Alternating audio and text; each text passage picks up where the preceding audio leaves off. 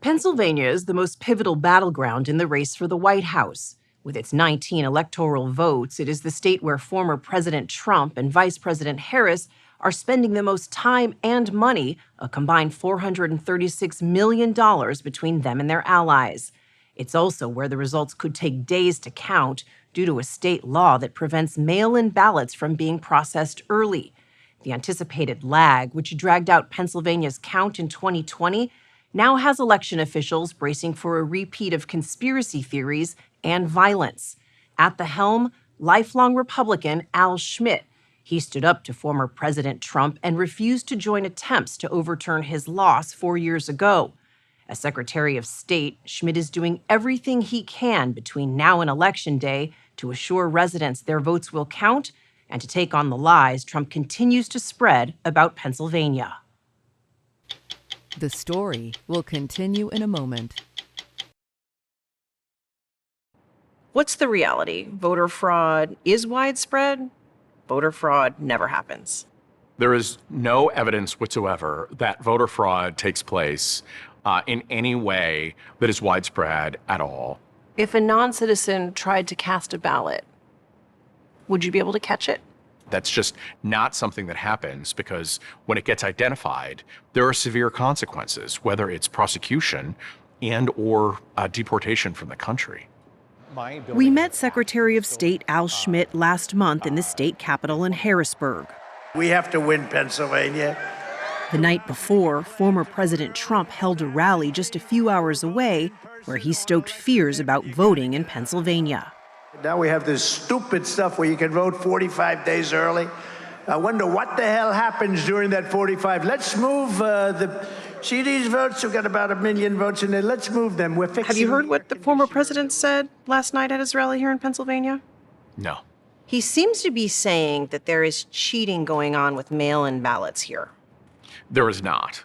Elections in Pennsylvania have never been more safe and secure, with a voter-verified paper ballot record of every vote that's cast, whether you vote in person on Election Day or you vote by mail.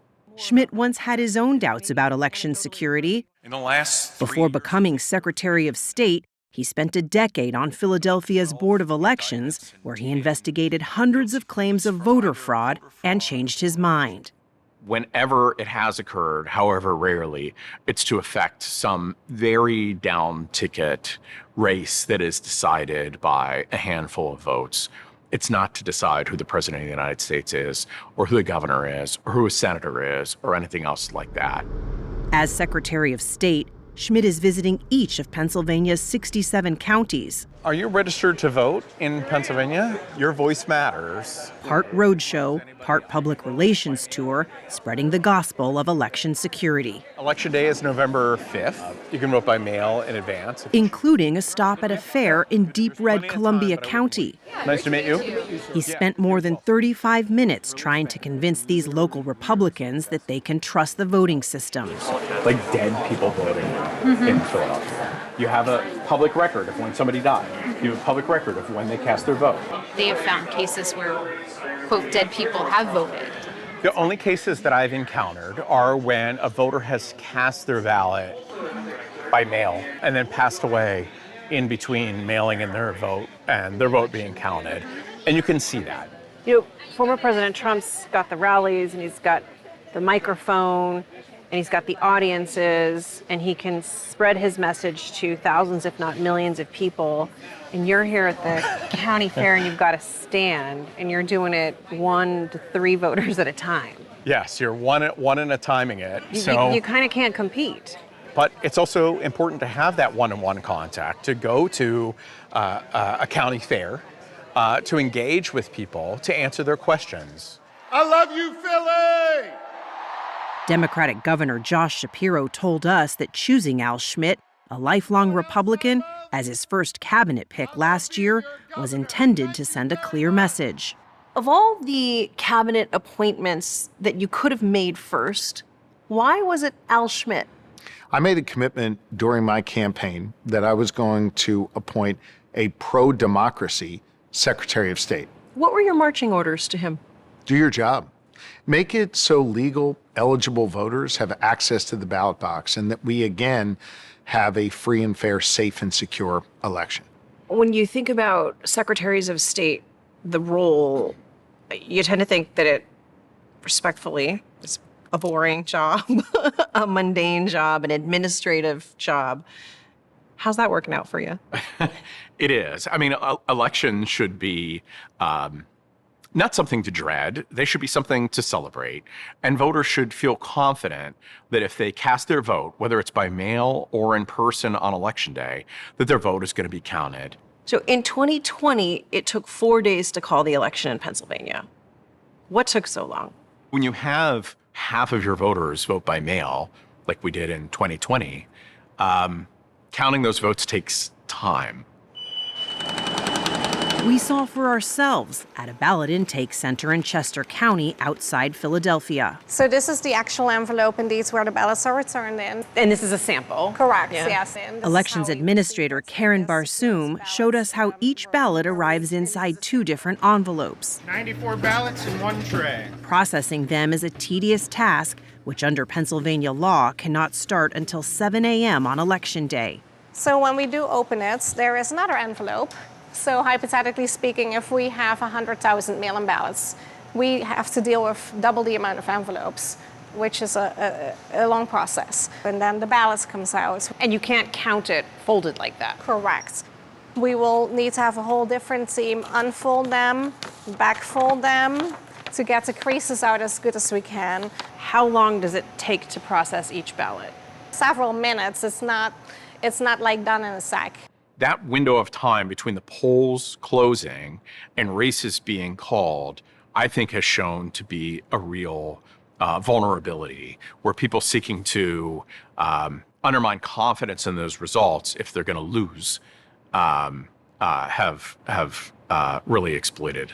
Those 4 days allowed the big lie to take off. And that's when you start hearing about truckloads of ballots. And that's when you start hearing about, zombie voters. And that's when all this other stuff really starts pouring in. There have been widespread calls to bring Pennsylvania in line with the majority of other states, where election workers get a head start on opening envelopes and flattening ballots ahead of Election Day. Why hasn't that changed? You've had 4 years, Pennsylvania. Pennsylvania is unique in that we have a divided legislature. We have a Democratic House and a Republican Senate. So getting anything done related to election reform has certainly been a challenge. The message is what? Be patient with Pennsylvania? The message is, please be patient.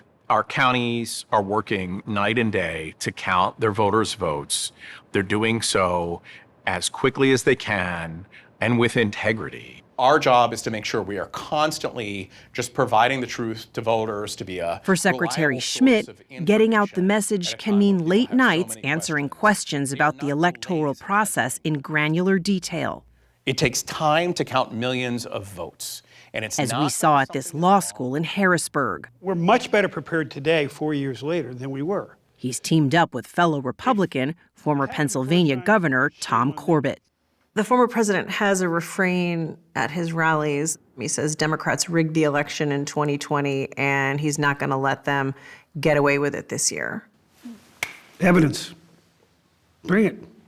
Any U.S. attorney, any district attorney, bring the evidence and show them. Not what you want.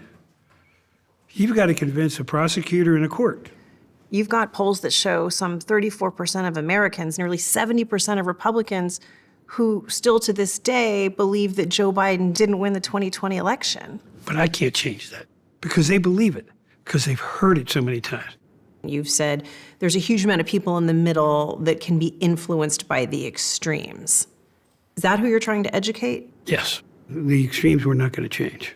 But right here, and in a close election, that's very important. We won Pennsylvania twice. We won it twice. We did much better the second time than we did the first time. He continues to say that he won Pennsylvania twice.